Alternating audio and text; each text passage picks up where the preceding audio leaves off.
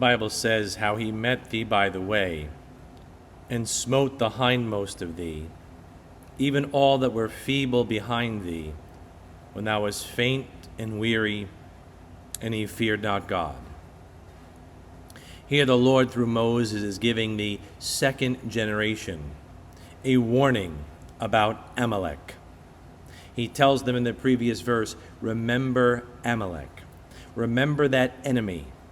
And here in verse 18, he tells them how Amalek engaged them, how he attacked them, how he haunted them, how he approached them. And Amalek, as we know from our study of the Bible, is a great type of the flesh, that enemy that you always seem to be dragging around with you.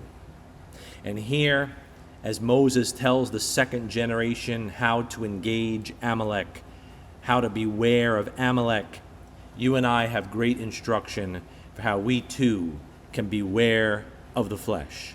Beware of that enemy that is near to all of us.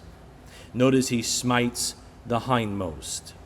He goes after the ones that are lagging behind. He takes out the ones that are off by themselves. He is a terrorist, this flesh.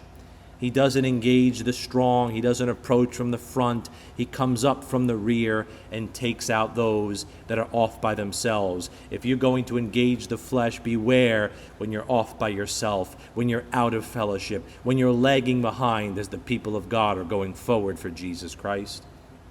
He goes after the feeble. He goes after those ones that he sees have weaknesses, have infirmities, don't have the strength of others. That's why we that are strong ought to bear the infirmities of the weak. Notice he attacks when you're faint and weary. The flesh can overtake you when you're tired, when you're malnourished, when you're just run down. That's why the Bible says, be not weary in well-doing. Sometimes you need to come apart, Jesus says, and rest, that you might have strength to fight another day. Because as much as you might fear God in your inner man, the old man, the flesh, that old Adamic nature that's just dying on you, he feared not God. He has no fear of God. He doesn't care what that Bible says, and you can't trust that flesh for one moment. So like Moses warns the second generation about to go into the promised land, I warn you today, if you want to get to God's place of blessing, beware of the flesh.